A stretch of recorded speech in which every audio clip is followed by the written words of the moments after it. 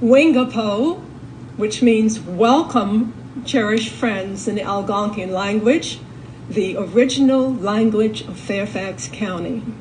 I'm here today to honor our ancestors and those of us who have survived to continue our culture on this land. My ancestors called Atan Akamik, our fertile country, giving thanks to the Creator for making everything in nature to help support our life. May the words of our mouths and the sincerity of our hearts be acceptable to you, O Lord, our Creator. Amen. Aho. Quite often, people speak of Native Americans of Fairfax County in the past tense, as in long ago, or historic presentations will reinforce the misconception that we are not still here. But I must remind people that although the English stole our fruits, cut off our branches, and cut the trees down, our roots are still here. And my people are a vibrant part of the fabric of this country, of Fairfax County, Virginia.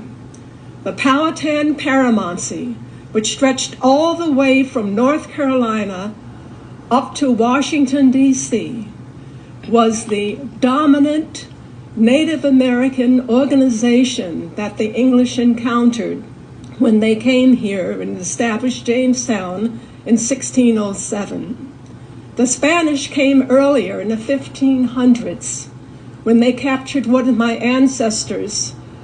Some people say that Opikankonu, the younger brother of Powhatan, could have been part of the group of young people that were captured by the Spanish, taken to what they call New Spain, Christianized, and then brought back here. However, due to their wanting to visit their relatives, these indigenous young men came back with war parties, and the Spanish left Virginia, which is why we're speaking English today. A lot of people have the misconception that members of the Powhatan Paramountcy were a peaceful, calm, lovable agricultural people. I come from a warrior society, and we were the first to defend our homeland. Homeland security for us basically started in the Caribbean in 1492. Also, even today, you will find that Native Americans join our military organizations at a higher rate than any other ethnic group in this country, because we love our homeland and we still defend our homeland. Although some people want to make us strangers in our homeland, as opposed to others who have come here in a strange land, we are still here. There are all sorts of evidence throughout Fairfax County and what we call the DMV area, the District of Columbia, Maryland, and Virginia, that are a testimony to our presence. Some of the petroglyphs at Great Falls are older as 5,000 BC. We consider the fabric of Fairfax County and this country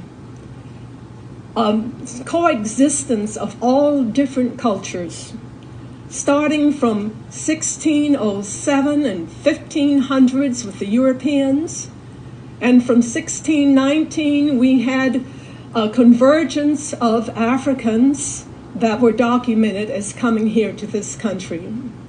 We also had a very large percentage of indentured Europeans who came to Fairfax County.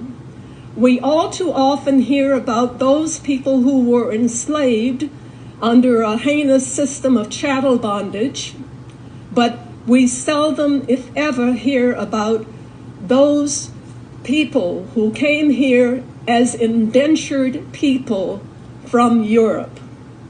And I'm mentioning that because there's a lot of emphasis placed on enslaved people, and we forget that probably most of the Europeans that came here were indentured.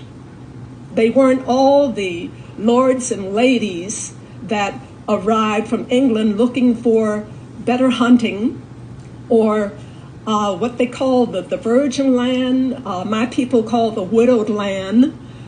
They wanted new experiences when they came to the Americas.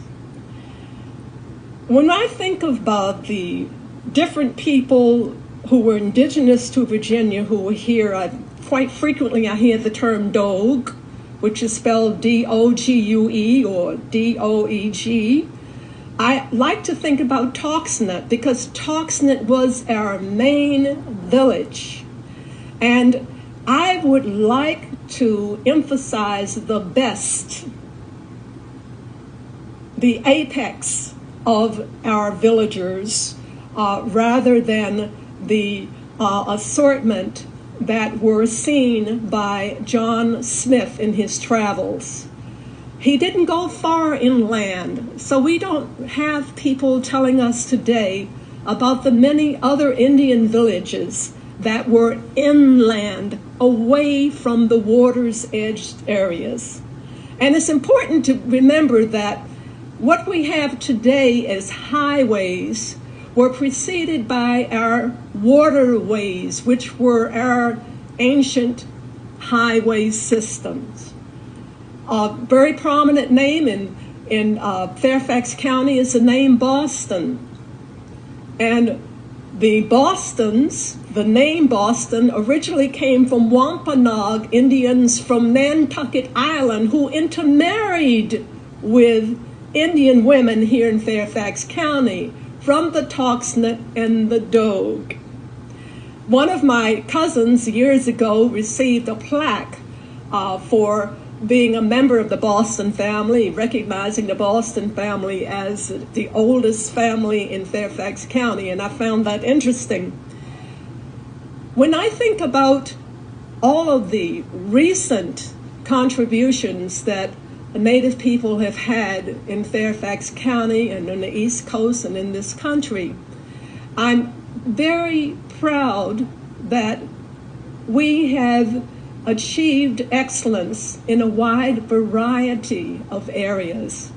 Historically, I come from a family of healers. My great-grandmother, Henrietta, was known to be a well-known healer and midwife. She never lost a mother or a child, and she passed on her knowledge of using indigenous remedies and plants and herbs onto her select descendants who are still alive today.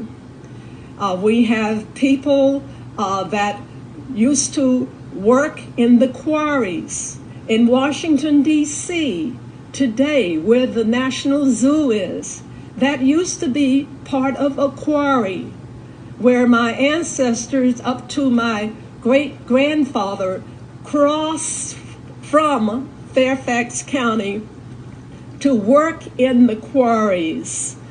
Even in Washington, D.C., at Lanier Heights, where they have something called Quarry Road, to let people know about that. There are so many different places in this area that have old indigenous roots and histories to them and modern contemporary ones. For example, my mother's family is Pamunkey. The Pamunkey, which was the leading tribe in the Powhatan Paramountcy of the 1700s and 1600s, was headed by a man named Powhatan, the father of Pocahontas, and he had over 100 wives. One of his wives was a Tauxenent Indian woman, and he named his son Taux Powhatan in honor of his mother's tribal affiliation.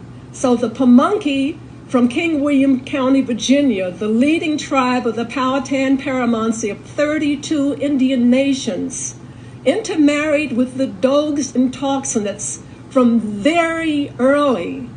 And even today, I'm enrolled at Pamunkey, which is the first Virginia tribe to be federally recognized. And over the years, we have gone up and down the road to the reservation in King William County, Virginia, for different ceremonies and celebrations. Every year, the Governor's House in Richmond, since 1645, they have had the annual, what's now called the Thanksgiving Treaty ceremony. And we have participated in that. The Treaty of 1677, which was signed after Bacon's Rebellion at Middle Plantation, that you now call Williamsburg, was signed by a head chief that was a woman, Cococoesque, and all the other leaders of the Indian nations signed under her name. I once called her the Queen of Washington, D.C., not just the Queen of Pamunkey, because our treaty extended to those areas that are now part of the nation's capital. And part of the provisions that were clearly stated in the Treaty of 1677 allowed us into perpetuity to have fishing and hunting rights in Virginia. And it also stated that no member of the indigenous tribal people whose leaders signed that treaty would ever be enslaved. So we have an unbroken history and tradition of being free in our homeland. I had to say that because unfortunately the Pequots were taken out of their homeland and enslaved and sold in the Caribbean. And I was so proud to find that the contemporary Pequots went throughout the Caribbean to find the descendants of their extended cousins that had been sold into slavery. And they have reconciliation events today. And they send their children to college, and they pay for health care and other things to help them better their lives. So this indigenous concept of homeland, your village looking out for you, is still a continuing tradition that we have today. I noticed that one of the speakers later will be speaking about the Patawomac fishing traditions, and I'm reminded that there's a very important Pocahontas reframed film festival. This year it's going to be at the Virginia Museum of Fine Arts in Richmond, Virginia. And one of the short films being shown there is by Kevin Krigsvold. He's Pamunkey. And his film has all to do with the Pamunkey River and how it's the lifeblood of our people after all these years. So I'm very glad that you're joining us today to find out more about all these different cultures that have made the fabric and the cultural foundation of Fairfax County even stronger. And the cultural diversity that we have in the United States of America started right here in Virginia.